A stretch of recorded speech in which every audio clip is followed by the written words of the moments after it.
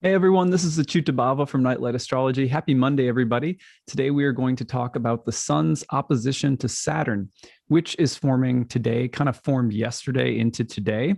And then later this week, we're going to see the Sun cross through a square with Uranus. So this is one of the biggest dynamics of the month. I really focused on this dynamic in my monthly horoscopes. And so we're going to start today by talking about what it means that the Sun in Leo is opposing Saturn in Aquarius. I'm going to pop this up on the real-time clock and give you a look at it first, as always, and then we will dive into an exploration of this archetypal combination. So here you can see on the real-time clock, the Sun and Mercury, who just passed through this opposition as well, are both opposing Saturn. This is really, I'll give you a really funny story. So as Mercury, god of communication, technology,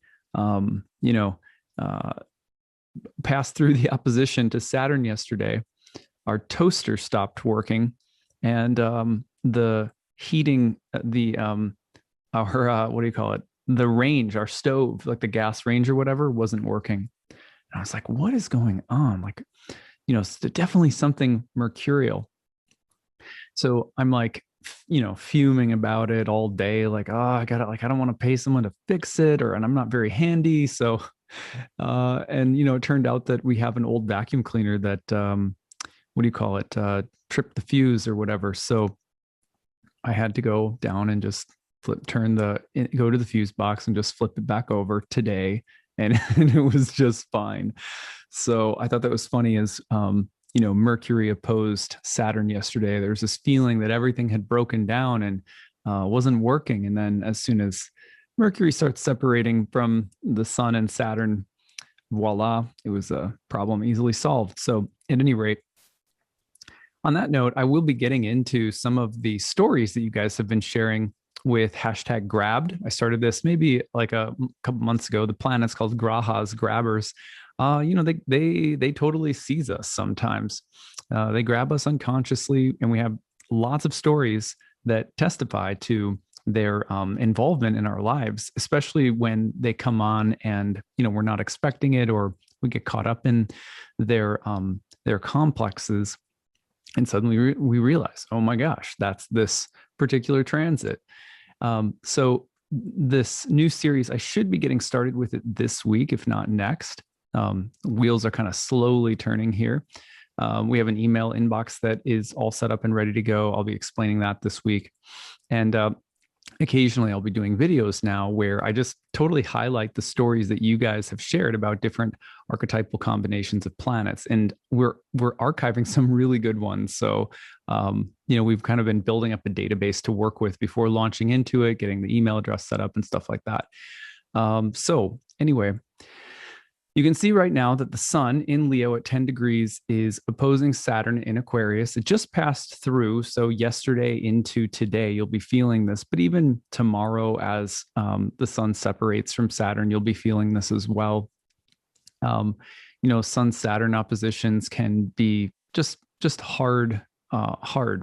They can be tough for a variety of reasons. We're going to talk about that in a minute. Another grab story for you guys. Yesterday, my daughter got grabbed by the transits, by the planets. She was playing around in a chair and fell off from it and knocked her head and got a nice little goose egg. And she is a Leo, so she has Saturn opposing her Sun right now. she got a nice egg on her head. Anyway, so we've been pop some arnica on that, and and she seems to be just fine. But Sun Saturn came through yesterday. Today, you should be able to feel it tomorrow. And then over the next few days, what we're going to see is here's the Sun moving through a square with Uranus at 14 degrees. We're going to be talking about that later in the week. I'll just walk you through it. It comes through on Friday. So we'll be looking at that at the very end of the week, maybe even doing a two-part series on it as we prepare for it, just depending on how the rest of the week goes. So this transit kind of concludes the long series of planets moving through Leo that made this opposition to Saturn and this square to Uranus. So the Sun opposite Saturn is a definitely a heavier transit. And so we're going to talk about that today. Got a bunch of things to go through with you guys. I think you'll find this interesting. Let's begin by breaking down each planet individually just a little bit. Remember that the sun is associated with the generative motion of the cosmos, what we call the primary motion of the sky, and sort of like Platonic philosophy, and with the sense of there being an ideal form, an ideal life, an ideal day, an ideal that we aim our life toward, that we have intentions, we have ambitions, and resting within them, at the center of them, is like an ideal image. And the sun was associated with the daimon. You guys have heard me say this before. The word daimon, also sometimes called spirit. The idea that the daimon, the spirit, the sun, this generative force, this sense of desire that stirs within us and moves us toward different kinds of activities in life. My pursuit of the art and craft of astrology, or, someone who is moved to become let's say an acupuncturist, or someone who feels called to become an engineer or an attorney or something like that, whatever the case might be. There was a great book that was written about the daimon called Soul's Code by James Hillman. And I love that book if you ever want to read more about that and kind of get in touch with this idea at a deeper level. But the sun is an illuminating planet. It has to do with clarity, wisdom, truth, but also the sense of there being motivating ideals that move us along in life. That's why we look at the sun sign as you generally get a feeling of your sense of destiny or purpose. It's funny when you go, if you were younger or whatever, and you go to a party and someone, I don't know if people still say this, but people might ask you, what's your sign? Or maybe that comes up when you're flirting with someone or whatever. And the funny part about this is that, the sun is very rarely going to be the best way of understanding a person's character, psychology. It could be, but asking someone what their sun sign is more like asking someone, what are your ambitions? Which is important for getting to know someone. But, in ancient astrology, the moon, Mercury, the ascendant and the ascendant ruler, these would be probably more vital for an understanding of like character and psychology, and some kind of synastry between ourselves and other people we were considering dating or something like that. So I always find it funny that we identify by our sun signs, which is in a sense like saying I'm identified by what I am pursuing as an ideal or ambition in life. So anyway, the sun also has something to do with what gives us a central sense of meaning or purpose, which can contribute to a sense of ego or identity, but there is no planet that represents your ego or identity. The whole chart does. So, but the sun gives us that sense of ego or identity related to a kind of heroic purpose, or something that makes us stand out or set apart or unique from others based on what we're motivated by, what we want, what we desire. So sun can also be related to things like fame, authority, kings or queens, authority figures. Oftentimes the sun is related to the father. And also the sun will have kind of generally a relationship with illumination, as in enlightenment, spirituality. And, if you go on a, like a meditation retreat, and you're waking up at sunrise, and you're sitting in prayer meditation to start your day, and there's this kind of serene sense of being illuminated from within, those are solar qualities as well. Any planet can participate in the illuminating process of, a spiritual life, but the sun has that. If you ever read the Narnia Chronicles, the book that C.S. Lewis embedded with sun symbolism, medieval astrological sun symbolism, was the voyage of the Dawn Treader. And the pursuit of the Dawn Treader was toward the eastern horizon, where the sun rises, which was thought of as Aslan's kingdom. And along the way, they keep encountering different kind of archetypes of the corrupt or darkened sun, like a pool that turns things into gold, and those who are greedy and selfish, motivated by temporary worldly desires and ambitions, if they touch this water, they'll turn into gold and sink. There's a dragon that comes about, a dragon that hoards gold and things like that. So the other thing that's really important to understand about the sun is, for the ancient alchemists and medieval astrologers, ancient Hellenistic astrologers, the sun has to do with whether we are aiming toward the Holy Grail, like the life eternal and eternal goals and virtues, or whether we are being motivated by fool's gold, the fool's sun, the dark sun, which usually has to do with pride, envy, boasting, arrogance, and temporary hoards of worldly treasure. So all of these are sun things. Now, when you look at, for example, another great sun myth in, kind of a more modern mythology is the Hobbit.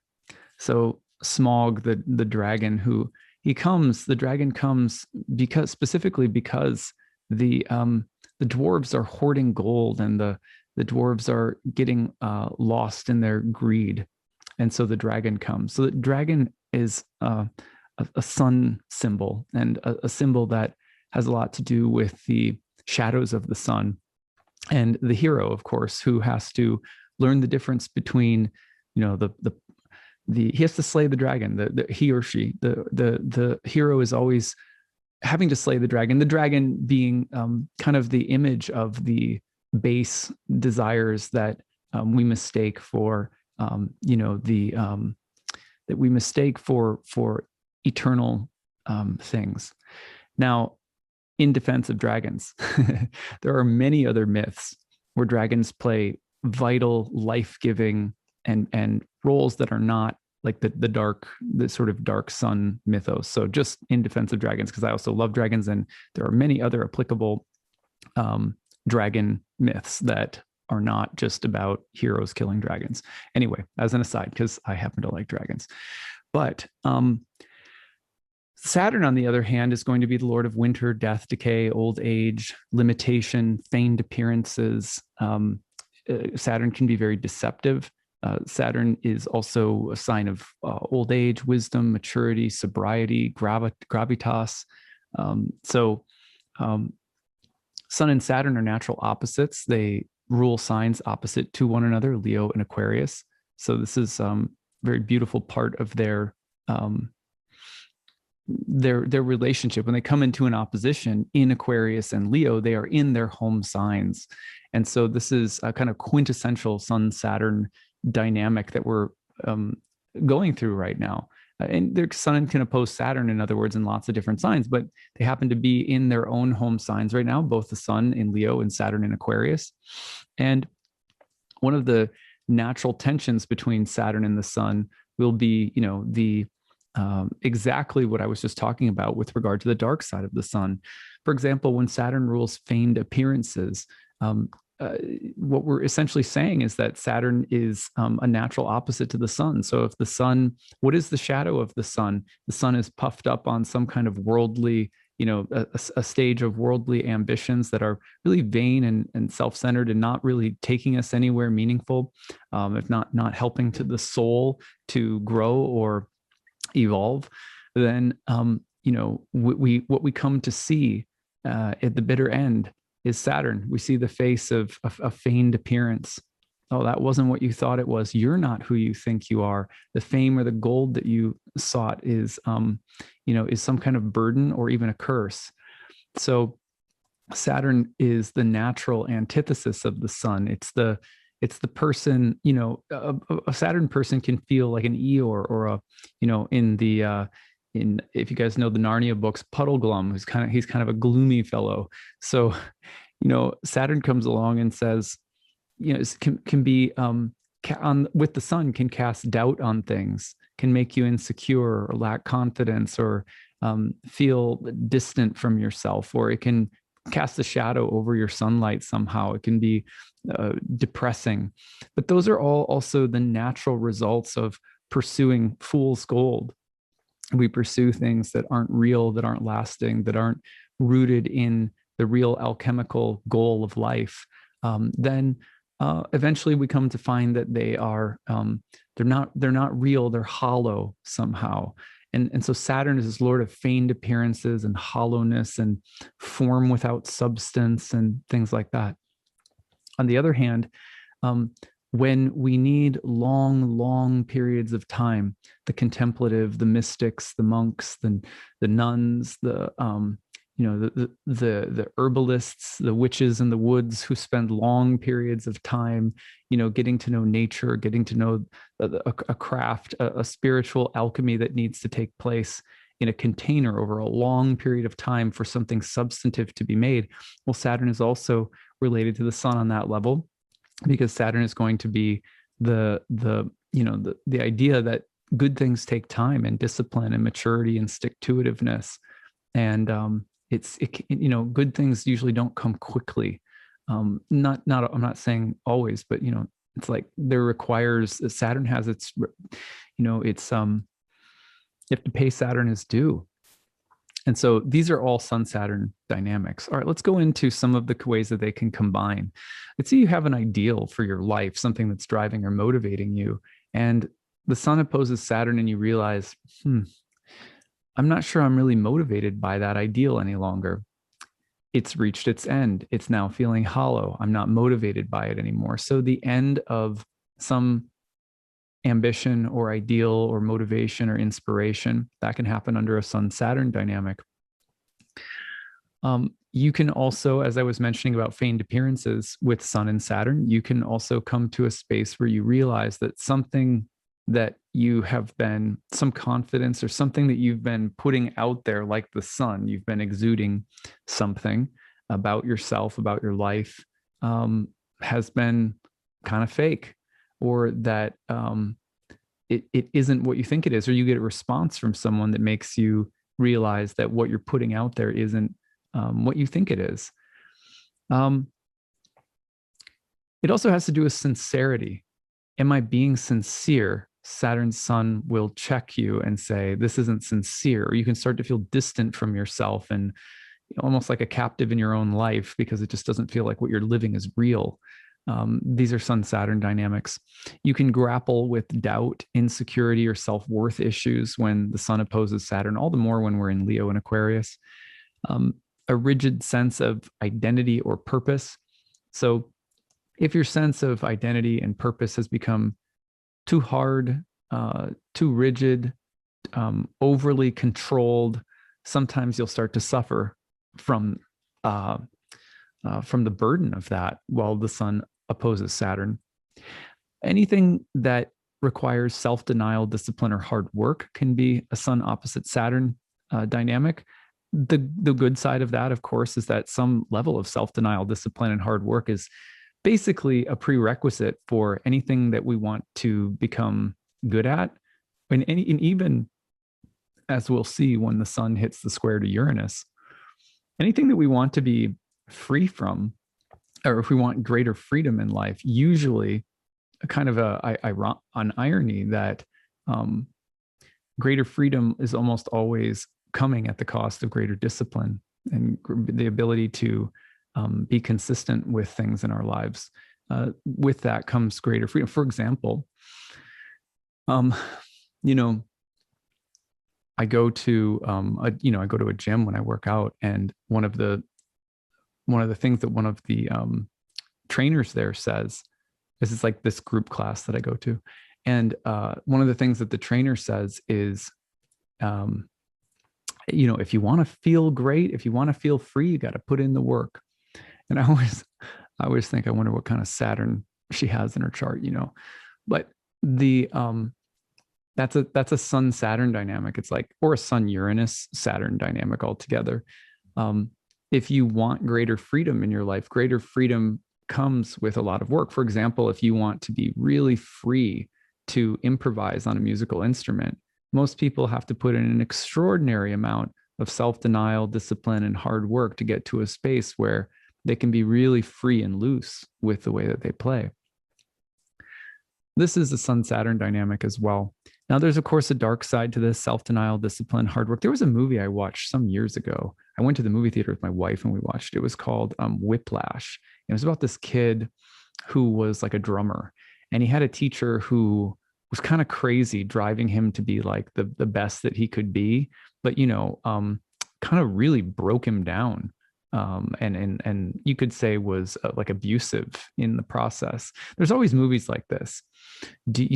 Saturn the taskmaster. I'm just here to make you better. You know what I mean? It's like, I don't know if I trust you. I'm just here to make you freer.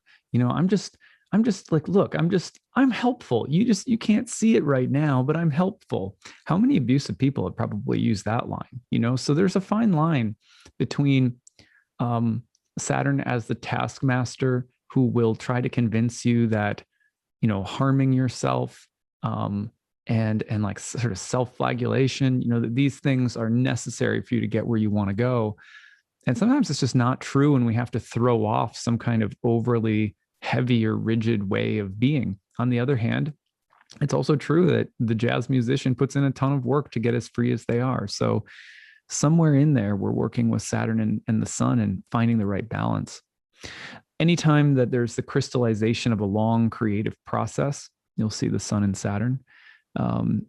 When someone has a feeling of that they shine, but that they're modest and sincere, and that there's something well defined about them, contained, and yet they're still luminous, that can be a sun-Saturn dynamic.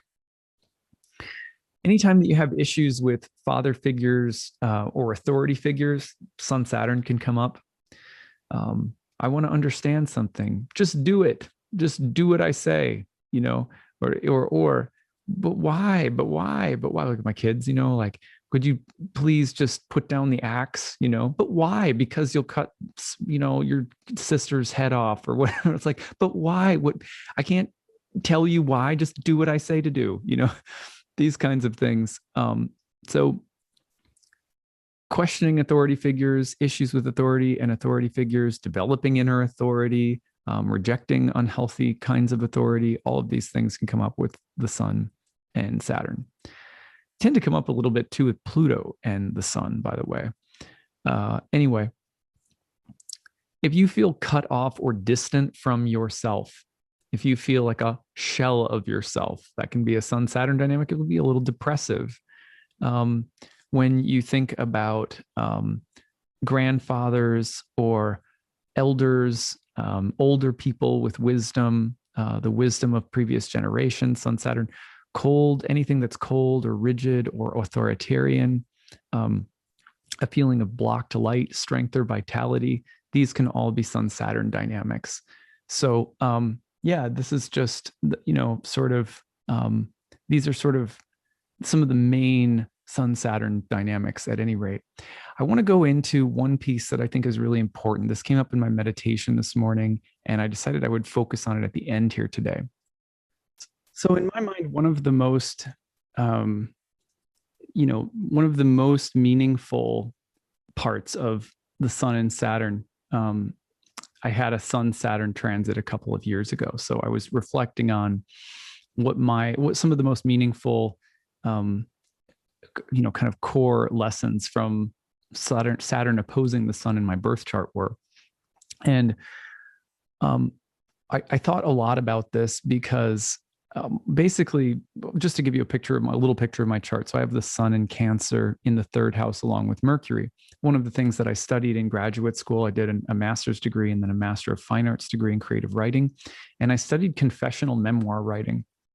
So, what is confessional memoir writing? A confessional memoir is going to be when someone sort of spills the beans and reveals. Basically, it's a revealing of a story. Like, for example, someone might write a confessional memoir about being a drug addict. It was part of what my book was about, because I had been struggling with opiate addiction in my early 20s. It's funny to think that I was at the outset of the opiate epidemic, that I was kind of a part of that actually in the US. Anyway, that's an aside, but that was something that I really got into for a long time, was confessional style memoirs. One of my favorite ones early on when I was a kid, which my book ended up being compared to it, which was such a weird turn of fate that one of the blurb writers or reviewers would compare my book to this one. But when I was a kid, it was a book called The Basketball Diaries. And it was by Jim Carroll. They made it into a movie. I actually had seen the movie before I read the book. And it was with Leonardo DiCaprio. He played this kind of angsty kid who was a good basketball player who ended up getting involved in opiate addiction and then eventually becoming a poet and like a drug educator. He ended up living and some of his friends didn't and stuff like that. So I got into these kinds of stories, spill the beans, write a book that really shares the nitty gritty of what you went through and how you changed and learned and evolved and so forth. So, one of the reasons that I got interested in confessional memoir writing was that for many years I had a very popular but anonymous easy journal. I don't know if you guys remember Easy Journal, but I had an easy journal that had a pretty big following that I built from scratch. It was anonymous. Nobody really knew who it was that was writing. And I would, so it wasn't truly confessional in the sense that people like knew who I was, but every day I would write about my experiences in my inner life and share it with an audience. And it was sincere, like it was really what I was going through. But over time, one of the side effects of being in like confessional mode for a really long time in my life, like writing very publicly about my inner life for a really long time and sharing a lot about myself publicly for a really long time, was that I started longing for more privacy and being able to keep certain elements of my inner process and inner life to myself. As you can imagine, it's just the pendulum swings in the opposite direction, right? So one of the things that I've noticed about the internet since, I got involved with the internet, when AOL and so, like just probably a lot of you, when AOL Instant Messenger was coming out and there were chat rooms and all this kind of stuff. And it was so unique to be able to share yourself and your inner life with people, random strangers, people you didn't know, an audience that could be yours. And you didn't necessarily need to have a big book deal or anything. You could just share your inner life on the web and feel as though you had witnesses. And I think this was really meaningful for a lot of people. I suspect it was other people like me found that this was like a really meaningful development in their lives. But again, over time, the pendulum swung in the opposite direction, especially after I published my kind of confessional style memoir and journey with ayahuasca and drug addiction and my family and stuff like that. I naturally just started going in the opposite direction of feeling like I wanted to learn how to bring my personal life back into a more private sphere. So one of the reasons I bring this up is that I had some of the most intense experiences of Saturn, of kind of completing that process of pulling my inner life back out from the public sphere into the private sphere when Saturn recently opposed my sun. I won't get into the story about how that happened, but it did, and for some really good reasons. Especially, I'll just say this: that one of the things that really amplified it for me was starting a YouTube channel several years ago. After I started a YouTube channel, it became more and more apparent that I needed to be very careful with. As you guys know, I still love to share personal stories, but the level of the depth of those stories that I share, I've had to pull back significantly. And the degree to which I share my personal life, I've had to pull back significantly. There's some really good learning lessons for me around that as Saturn opposed the sun. So I was thinking about this morning and I was like, that was one of the biggest lessons, the need to, I phrased it like this in my notebook this morning, to suffer silently. Because one of the great benefits of confessional blogs confessional Instagram or Facebook posts, confessional tweets. Let me just tell you how I really feel, right? Has that not become one of the most redundant things in the world at this point? I mean, don't get me wrong. I actually really appreciate hearing how people feel. And as you know, as a Cancer sun and Mercury, I listen to how people feel every day in my practice. And so I'm not one of those people who is averse to sharing. I think it's healthy. But isn't it funny how we've all sort of OD'd on confessing to the world as a way of receiving validation? Now, I want to talk about why it's also important as a Sun-Saturn dynamic to suffer silently. The immediate pushback is going to be that, people who are seriously harmed should speak up. People who are, people who keep things in should not be repressive. I agree with all those things. So there is another side to this. There's always there's multiple ways of looking at the sun and Saturn. You could just as equally, you could say that the sun and Saturn represents the tendency to repress your inner light and not let it shine. Certainly, just as a preface, so I can go into this knowing that I'm not going to be ambushed in the chat box or whatever.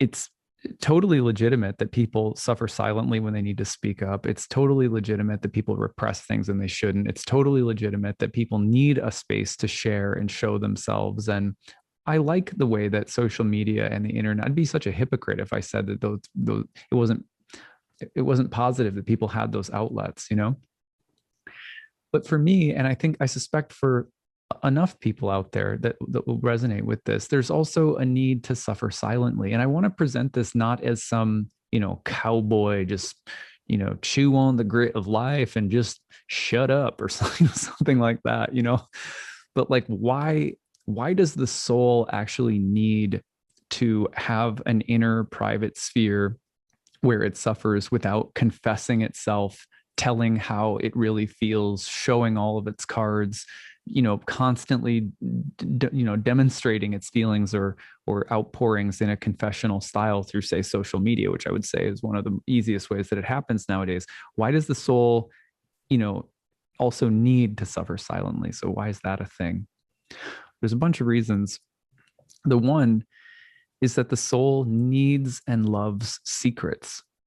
Now, that's going to seem again, like that could seem sort of provocative. But what I mean is that, have you ever had a secret that, like, a joy, a real joy, and you walk around the world with it for a day before telling anyone? Isn't it amazing what it does to what it does for the soul to walk around the world with a hidden joy, with a secret knowing, with something that you have that no one else knows or sees? And when you have that in the depth of the soul, it's like, I think of it a lot like with my children now, who have, they maybe have like a doll or a blanket or an object that means a lot to them. And as long as they have that object with them, there's this light that can't be taken away. And I think it's really interesting that children, obviously, it's not just a fantasy toy that kids play with when they have such objects. It's a way of starting to interiorize. It's a way of starting to build some core sense of identity that parents, sisters, environment, nothing else can touch. These items are external manifestations of our secret places inside of ourselves. One of the easiest ways to develop secret rooms, a private space, a secret passage, an inner cave, an inner grove or clearing in the forest of the heart, is to have a secret. And suffering is one of the greatest. Our sufferings are some of our greatest secrets. It shouldn't seem like it. It should seem like, I don't want to hold my suffering. It should be purged. It should be cleansed. I should rid myself of it. It's a demon. I should exorcise it. But also, a suffering is a space. Interior spaces get created through suffering. And if we're patient enough to explore them, they become part of our inner wonderland. They become really vital. And so to suffer silently doesn't mean to withstand something silently and don't complain. It also means to interiorize, to allow for suffering to create some kind of interiority. It's really important for us. So that's one reason why Sun Saturn can help us to suffer silently, to quiet the constant need of the ego to be validated through its complaints or through its need to purge or exercise and confess and share and receive some kind of feedback or pity or sympathy or even empathy. It's not that any of those things are wrong. It's that we also, it's also okay to have some of our disappointments, failures, and sufferings, griefs be completely private. And for those, the more that we allow those things to happen, the more they clear out these beautiful, soulful dimensions of our identity. They give soulfulness to our life. So the soul needs and loves secrets. Now they can be secret joys as much as, secret traumas or whatever. And there's also a time and a place to share and to need other people to help us heal. And there is a time to exercise and purge and things like that. So again, we don't have to negate one on behalf of the other. The soul needs to boil its problems within a closed alembic. So one of the reasons that therapy is helpful is because it's very private. And if you have a counselor or therapist that you speak to, probably many of you who have listened to this have spoken to a counselor or therapist or something like that before.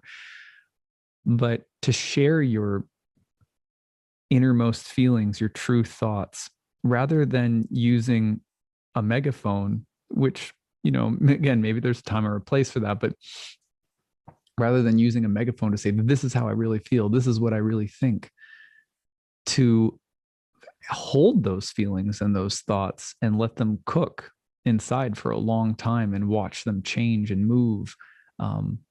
This adds something to our lives, the happiness that is subtle, but it's as though, it's like, for example, in many sacred sexual traditions, the longer that you hold your creative energy, your sexual energy, the more, for example, that you build it up rather than releasing it all the time, the more pleasure and depth and texture your love life can have.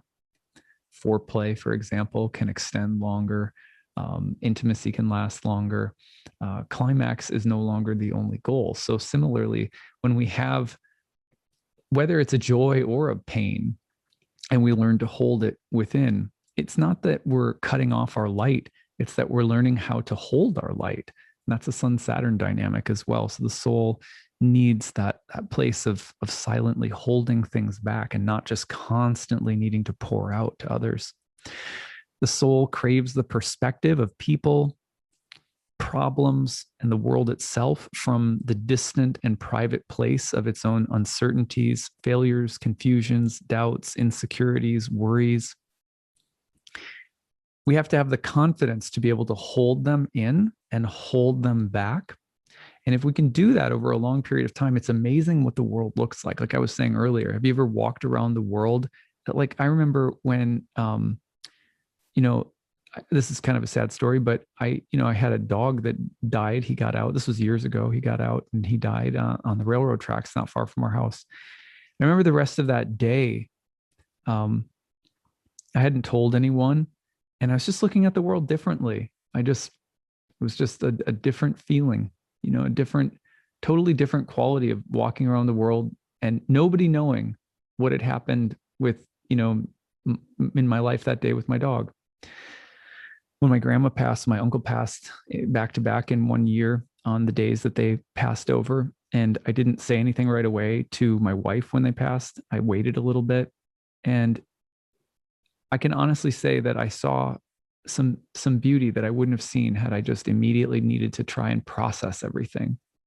We're like computer processors, we're always running. We're always trying to process something so I can get to the next command. And sometimes we don't give ourselves enough space because the processing gives us a distance from the world that really helps us to treasure and find more beloved things in the world. The soul is also exhausted by hero worship. Let's be honest. It's fun and it's heroic, and it's a great archetype, the hero, to go out and challenge ourselves and struggle and persevere and to overcome. And so much of the reason that we want to share our pain, our suffering, our joys, our triumphs with others is because we are somewhat obsessed with heroism. And the hero in us and the need that the soul has for the hero archetype, that archetype needs validation. The hero is always cheered on by someone. The hero is, often acknowledged with victory at the end, even if the hero is bloodied and bruised and battered along the way. Let's be honest. We're also exhausted by hero worship at a certain point. We need failure to calm the hero down and to let the hero know, there's a good deal of life that's not about missions and quests. And there's a weird way in which failure and suffering can just chill us out a little bit and help us to humble the part of ourselves that thinks that life is not complete unless we fulfill a destiny, reach an ambition, gain some level of mastery. There's always a temptation in that. And so sometimes the Sun Saturn can be about the exhaustion of hero worship. Remember that the soul finds joy in any experience if the experience is made soulful. So a lot of this is not able to be done exactly in the moment of failure, disappointment, grief, loss, trauma, shock. But in the way that we process failure, the soul will find joy in that failure. And that's because the soul is amazing. So the soul has to learn how to forgive itself or seek private forgiveness. The confessional box can't always be a social media page. The soul needs penance. It needs quiet penance for it to become truly humble, which means that there's things that we have to learn how to process and get through without telling anybody, without anybody knowing. We have to learn how to be our better selves without receiving any validation other than that comes from our own heart in the secret.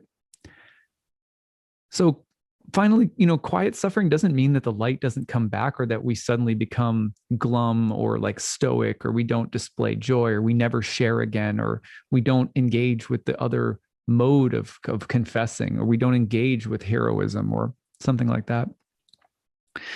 It's kind of like, you could say that the quiet suffering, if we're able to develop that, then it's kind of like letting light penetrate into deeper and deeper waters. We love the shimmer of the water and the light bouncing off the waves or the surface in the morning. It's just a beautiful solar image. Comes to mind. Like my grandfather had a pond in his backyard, and I just have a lot of memories of in the morning time. My grandmother would sit out by the pond and read her Bible. I have just memories of waking up as a kid and looking at her out there and seeing the water dancing, or the light dancing off the surface of the water. There's also there's light that penetrates down into the deep waters, just, smaller, dimmer lights we need to experience those as well. The soul really needs those kinds of lights also. So Sun Saturn can be about cultivating an appreciation for that kind of depth and letting the light come down into deeper places. You have to be quieter for that. We have to, the radiance and the sparkling, it's like we can't live there all the time. And in fact, we'll lose appreciation for it. And those things will become just like the pond in the Voyage of the Dawn Treader that people trip into and seeking temporary, quick satisfaction, and they'll stumble into it and turn into gold, and their soul becomes weighty.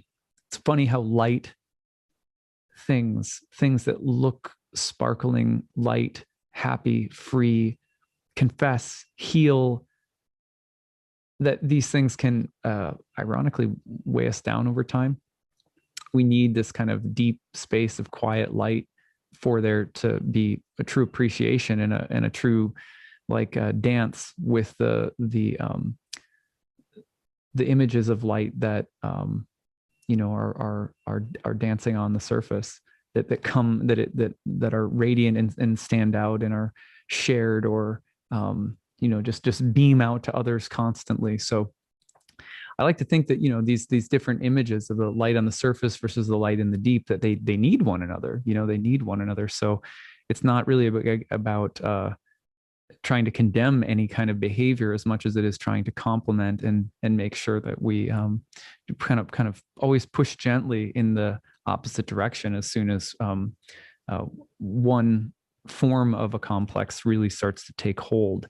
That's when we get grabbed. That's when we get seized, is when we don't look for archetypal variegation and diversity of experience with an archetype. So anyway, that's what I've got for you guys today. I hope the Sun Saturn dynamic is healing for you, and that you find some kind of interior space to work through things.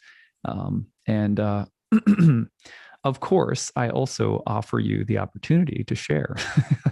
If you feel like sharing in the chat box below and sharing a story about how you've been working with this transit, feel free to do so. And if you have one that, again, a good example that you feel like sharing, there's always a space for that too. If you put #grabbed, we consider them for some of our series. Remember, the planets are called grahas, seizers, graspers, grabbers.